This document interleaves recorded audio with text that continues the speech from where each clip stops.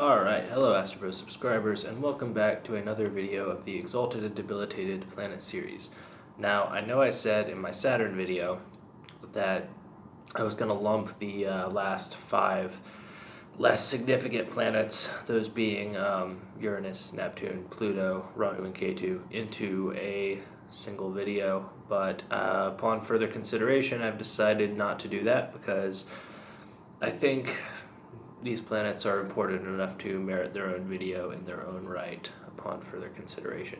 So, today I'm going to be talking about Uranus, which is the first sort of outer planet that is usually considered.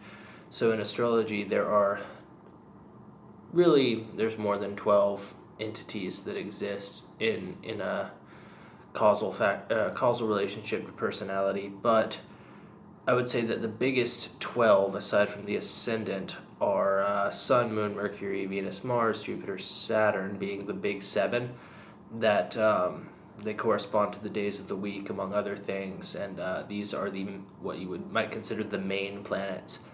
And then the minor planets, which are Uranus, Neptune, Pluto, Rahu, and Ketu. And of these, the reason they're considered minor planets, aside from the fact that obviously they're out past Saturn, is that they have such, with the exception of Rahu and Ketu, they have such long orbital periods, they have such wide orbital trajectories that they have sort of a negligent impact on your life. They represent massive changes, and they apply more at the social level. So for instance, Pluto's orbit is roughly 250 years. It's 248 years. And it corresponds almost exactly to the average length of a civilization. So, you can Google that. It's like, how long on average does a civilization last? And it's almost precisely Pluto's orbit. Uranus is 84 years in its orbital period. So it works over an 84-year span. And because of this, it sort of deals with technological revolutions and that kind of thing. And Neptune also deals with creativity, and its orbit is about double the span of Uranus. If I remember correctly, it's about 168 years. And because of that, it's sort of best suited to represent things like dreams. And it's sort of the dipole to Uranus. Uranus and Neptune form a duality, much like Venus and Mars, both being related to the ego. One is the passive ego or the female ego. One is the male ego or the active ego. Jupiter and Saturn relate to society. Sun and Moon relate to your physical body and your motivations. Uranus and Neptune form the, fourth duality that you might consider as canonical in astrology and astrological mythology, I guess. And Uranus is the masculine pole, or the positive pole of the terminal, and it is the male entity related to creativity. So it is structure, improving upon structure. It represents architecture, buildings, technology, engineering, science. It also represents gains in authority, gains in status, gains in reputation. It represents money, paychecks, that kind of thing. All those things that tend to come along with science and technology. Like, scientists are very dependent on their reputation. And so it would make sense that the planet that rules improvement in structures is also related to reputation within those structures and the gain in that. The best way to think of Uranus is really just it's like Saturn, except it's Saturn trying to improve itself. It's a creative Saturn. So instead of Saturn being afraid and putting in work, like 30-hour or 40-hour work weeks to get what it wants for 30 years, Saturn is afraid that it's not going to do enough, and therefore it focuses on leveraging its options, using tools and technology to get what it wants. So that's what Uranus represents. And today we're going to be talking about the exaltation and debilitation points of Uranus and what that means. So Uranus is exalted in Scorpio, and it's debilitated in Taurus.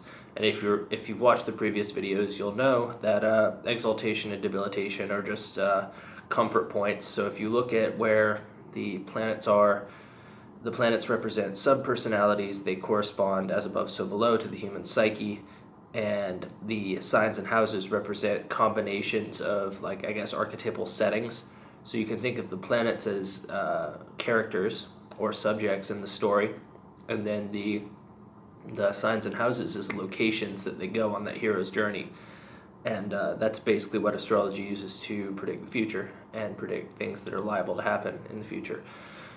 And so basically it's predicated on the idea that there is a cosmic pattern, and that cosmic pattern is mirrored in sort of a fractal scenario where it's the same at every level of the system, roughly. So, or at least is similar. So, yeah, Uranus being, and exaltation and debilitation is the place where the planet is most comfortable in that journey, and the place where it's least comfortable in that journey. So that would be exaltation and debilitation, respectively. Okay, now moving on to Uranus in Scorpio, which is the exaltation point of it. Now, if you remember from any video I've done on Scorpio previously, whether that's Rahu and Ketu or Sun or Ascendant, you'll know that Scorpio is a sign of unsettling things happening. It's a sign of facing your fear. It's on an axis with Taurus, and signs on axes always have something in common. The archetypes share a common goal, but they go about that goal differently. So it's like two paths to the same place. And Scorpio and Taurus represents stability. This could be called the axis of stability. But Taurus is a very simple sign. It wants to go to the place where it's comfortable and stay there. It is related to food preferences, music preferences, that kind of thing. And, if you ask most people, why do you like certain foods, or why do you like certain musical preferences, or why do you like certain clothes, they'll just say, I don't know, I just do. And that's what Taurus represents. It's the, I don't know, I just like it. It's a fixed earth sign. It's like, this is, and that's it. There's no explanation required. What's understood doesn't have to be explained. Scorpio is the opposite of that. It also rules over material preferences, stability, that kind of thing.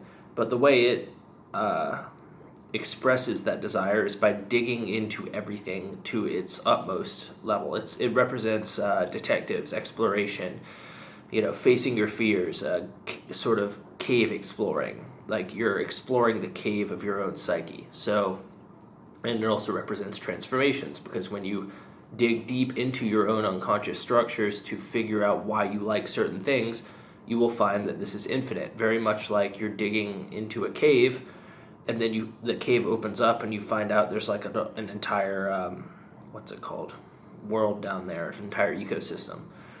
Scorpio is a fixed water sign. It represents deep, dark, confusing, chaotic energies. It also represents death, longevity, and the longevity of your relationships, because in most cases the longevity of your relationships is going to be dependent on how well you understand the person's depth. If you are in an argument with somebody that you care for and they say, well, I don't know, I just don't feel like it, that's not very helpful, is it? Like, that's a very Taurus response. It's a selfish response, because they've given you no room to interpret or to understand what they're trying to say. So with Scorpio, it's like, yeah, but why do you feel that way? Let's get to the bottom of this. Like, get to the bottom, right? There's that depth metaphor again. So since Uranus is a planet which represents creativity and forward expansion and progress and technology, it would make sense that it would want to get to the bottom of things. It would want to research the depths of everything. So whether that's the depths of the atom, whether that's the depths of the human psyche, whether that's the depths of anything, any field, any book, it's always looking behind the scenes. And that's where Uranus is at its best self, because it's an innovator. And in order to be an innovator, you have to understand the deep secrets of the world in order to manipulate them and to use them and control them. On the flip side, Uranus and Taurus, the best representation of this, I can think, is the idea of trust the science. and most of the people who are saying that are not scientists. So this is an example of Uranus and Taurus where they're making a binary choice where they're saying like, I believe this, that's what it is. I believe it, so it's what it is, right? Like, why would you not believe that? And this is obviously you have to look at the sign placement, you have to look at the house placement. These people are just not very interested in innovating. They're people with Uranus and Taurus. They're not very interested in figuring out new ideas because from their perspective, they don't need to innovate. Like, it's already working fine. Innovation just upsets them.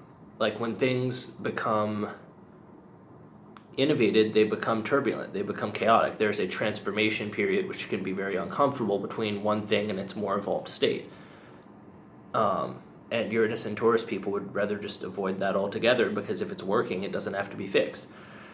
The problem with this is that sometimes they can identify with a broken system and then become complicit in the perpetuation of that broken system because they're scared of change effectively, and they're justifying that with comfort.